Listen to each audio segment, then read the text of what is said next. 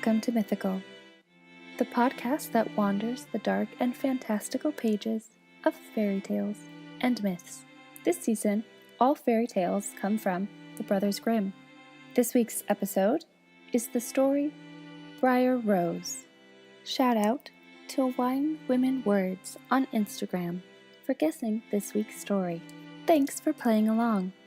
Before I begin today's story, I would like to introduce you to our first ever podcast partner, Stories of Yore and Yours, another storytelling podcast that is currently one of my favorites to listen to. Do you love a good story? If you do, check out Stories of Yore and Yours. I'm Sean Ennis, and each week on Stories of Yore and Yours, I narrate a classic short story, adding music and sound effects to bring those stories new life. Poe, Vonnegut, Kipling, Twain, these are just a few of the authors that we've featured so far. And in addition to classic short stories, we feature original stories from aspiring authors. So if you do love a good story, give Stories of Yore, that's Y-O-R-E, and Yours, that's Y-O-U-R-S, a listen today. And visit the show at SYY Podcast on Facebook and Instagram to say hi and let me know what you think. I'm the narrator, and I'll begin as all good stories should with Once Upon a Time.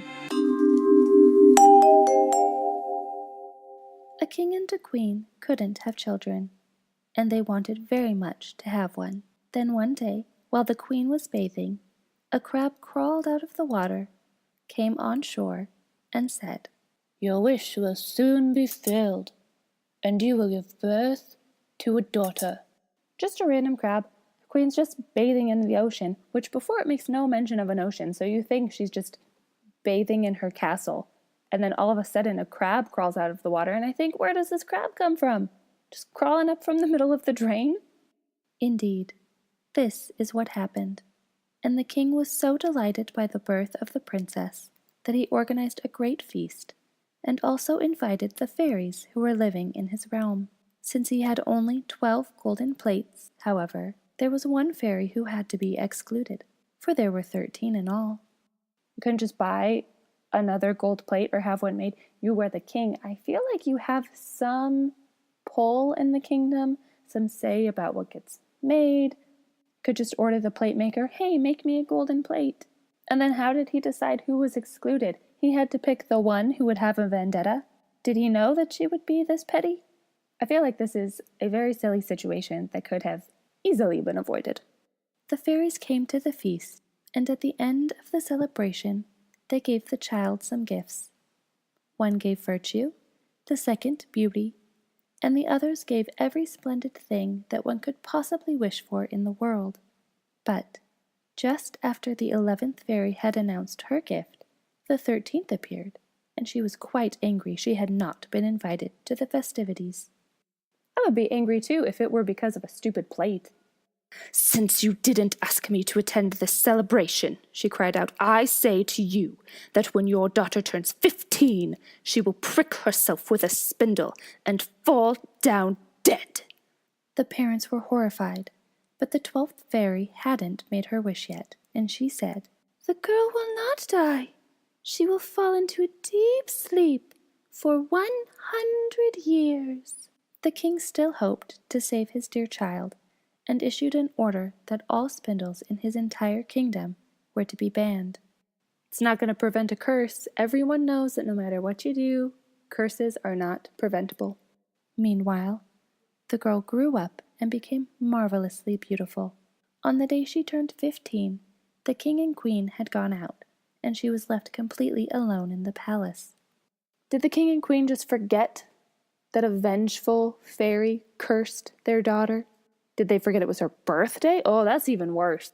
So she wandered all over the place, just as she pleased, and eventually came to an old tower where she found a narrow staircase. Since she was curious, she climbed the stairs and came to a small door with a yellow key stuck in the lock. When she turned it, the door sprang open, and she found herself in a little room where she saw an old woman spinning flax. She took a great liking to the old woman and joked with her and said she wanted to try spinning one time. So she took the spindle from the old woman's hand And no sooner did she touch the spindle than she pricked herself and fell down into a deep sleep. Just at that moment, the king returned to the palace with his entire courtly retinue. Did the queen come back too? And everybody and everything began to fall asleep. The horses in the stable, the pigeons on the roof, the dogs in the courtyard, and the flies on the wall. Even the fire flickering in the hearth became quiet and fell asleep. The roast stopped sizzling, and the cook, who was just about to pull the kitchen boy's hair, let him go.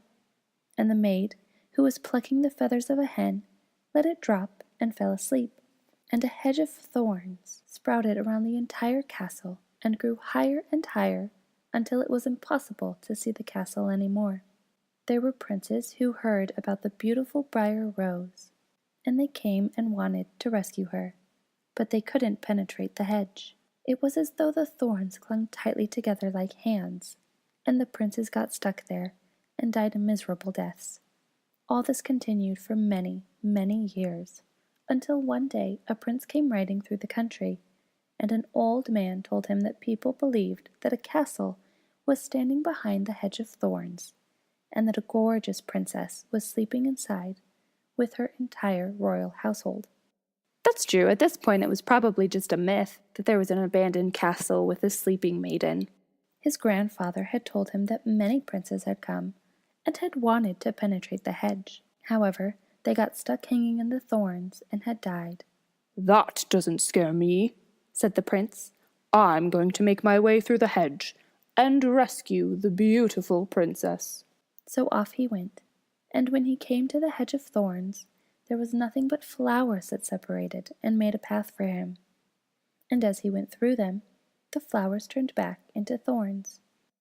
I do wonder if it's because the 100 years is over that the thorns turn into flowers and a path appears, or if they know that this prince is Briar Rose's true love and is going to have a special kiss that wakes her up.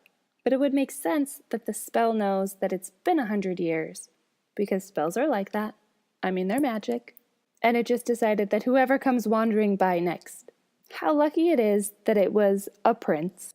After he reached the castle, the horses were lying asleep in the courtyard, and there was an assortment of hunting dogs. The pigeons were perched on the roof and had tucked their heads beneath their wings. When he entered the palace, the flies were sleeping, as was the fire in the kitchen, along with the cook and the maid. The prince continued walking, and he saw the entire royal household, with the king and queen lying asleep. "There's the queen. Found her." Everything was so quiet that he could hear himself breathe. Finally, he came to the old tower where Briar Rose was lying asleep. The prince was so astounded by her beauty that he leaned over and kissed her. I don't think I've ever been so enamored by someone that I just had to kiss them and I couldn't stop myself. No, wait, that's a lie. But we're married, so it's okay. Doing that to a sleeping person is weird. Also, it's a good thing that time stopped because it's been 100 years, so otherwise she would be old and decrepit and he probably wouldn't want to kiss her. Another good thing about time stopping is that, could you imagine if it had been 100 years and she had sort of aged a little bit? I mean, not on the outside, because obviously on the outside she was still gorgeous, but on the inside, so as soon as she wakes up, her soul is 100 and then she just dies anyway. Immediately after the kiss, she woke up, and the king and queen and the entire royal household, and the horses and the dogs, and the pigeons on the roof, and the flies on the walls, and the fire woke up. Indeed, the fire flared up and cooked the meat until it began to sizzle again, and the cook gave the kitchen boy a box on the ear, while the maid finished plucking the chicken. Then the wedding of the prince with Briar Rose was celebrated in great splendor, and they lived happily to the end of their days. The end. The moral of today's story is, excluding people is rude, so buy another plate. There aren't many differences between the first published version of Briar Rose and the last published version of Briar Rose. The name remains the same, though the spelling is different. In the first published version, it is spelled B-R-I-A-R, B-R-I-A-R, but in the later version it is spelled B-R-I-E-R. While the queen is bathing in the first version, a crab comes to her and tells her that she will give birth to a child. In the later version, a frog comes ashore and tells the queen that she will have a daughter before the year is out. I don't know why the brothers would change the animal, or what sort of significance a crab or a frog had in folklore at the time. Maybe a frog is less scary than a crab who could come and pinch you. In the later version, we're told that the king invited friends, family, acquaintances, and instead of fairies, he invited wise women, hoping that they would be generous to his daughter. There were again 13 wise women, and again he only had 12 golden plates. Just buy another plate, have another one made. And it doesn't say how he decided which of the wise women he did not invite. Rather than saying on her 15th birthday she would fall down and die, the 13th wise woman says that the princess shall prick herself and die in her 15th year. So it really could have happened at any time.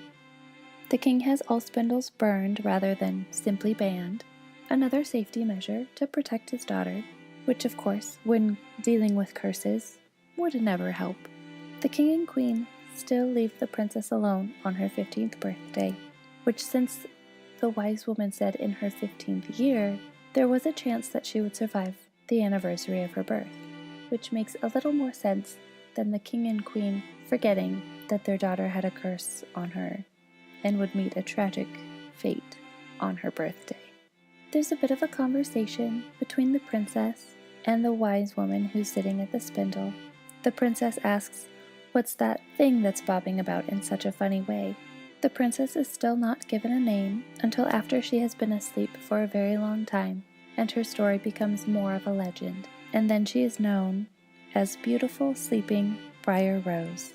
We're told in the later version that on the day the prince, who would wake Briar Rose from her sleep, comes to the castle, is, to the day, 100 years from when Briar Rose fell asleep. So that's why the thorns pull away, because it has been 100 years, and the curse needs to be reversed somehow.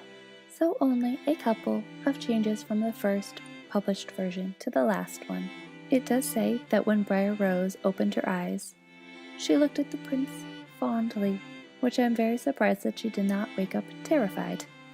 I would wake up terrified if I had been asleep and suddenly felt myself being kissed and then there's a strange person in my room. Today's story was read from the complete first edition, the original folk and fairy tales of the Brothers Grimm, translated and edited by Jack Sipes.